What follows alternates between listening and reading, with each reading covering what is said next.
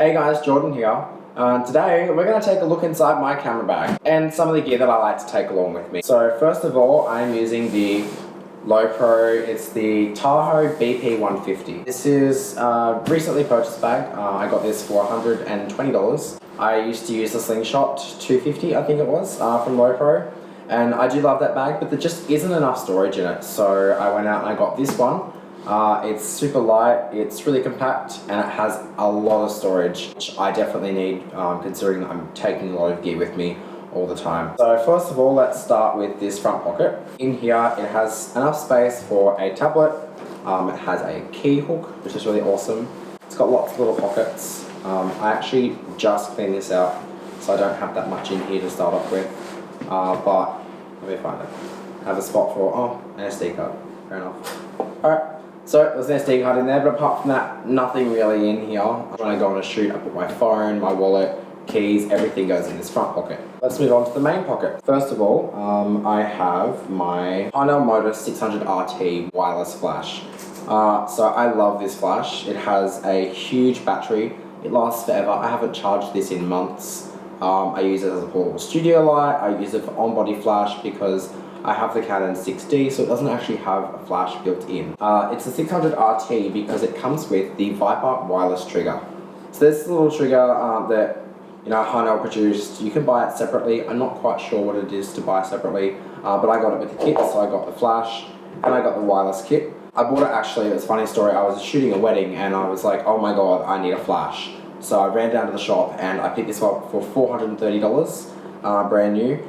Used it straight out of the box, didn't have time to charge it, and I shot for 8 hours with it, and it didn't skip a beat. I'm not going to go into too much depth about it right now, because I might go into like a full depth review later on, but if you're looking for a flash, it's an awesome flash. It has awesome battery power, it lasts forever, it's durable, and if you get it with the wireless kit, it's awesome. While we're talking about flashes, really quickly, I have the mag pod. It actually goes on top of the flash like this. It has a piece of rubber that goes around the top of the flash, as you can see, and it just magnetizes on there. And I use this as a diffuser, circular diffuser. You can either have the flash on top of the camera pointing, at the subject, or you can point it to the roof and it diffuses in a circular fashion. I actually use this sometimes doubling as a studio light when I have my main studio light set up. And this one I use as a fill. So definitely recommend one of these ones. I think they're like $130 for the mag pod kit. And you can even actually use color correcting gels to insert in here just to change the color of your flash. Let's move on to some of the other gear. So I have my Canon 24-105L series lens in my bag.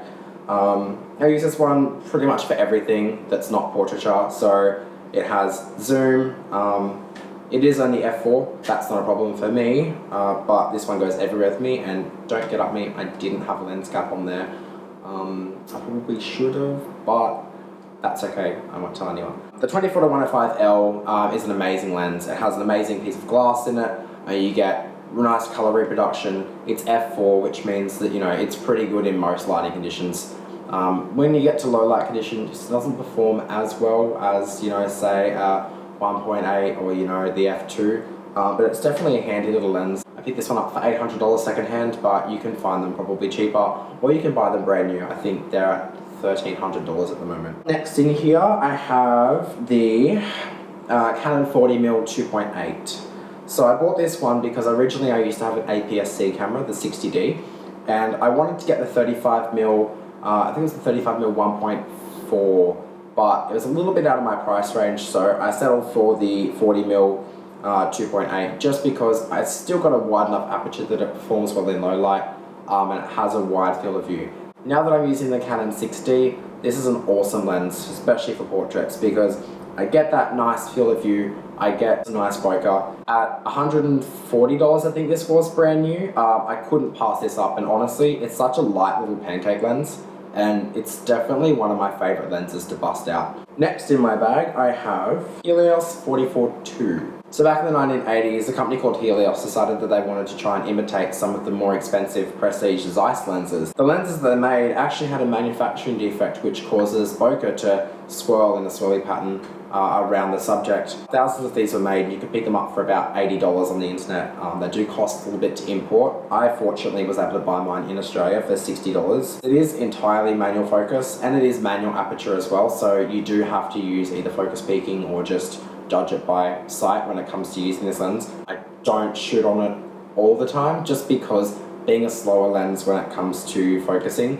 I like to be able to focus straight away with my autofocus lenses, but I definitely do take this one with me a lot, just because, you know, it does have a little bit of a vintage flair to the photos, and I just really love this lens. It has a really nice color reproduction, and the images just look really smooth and buttery.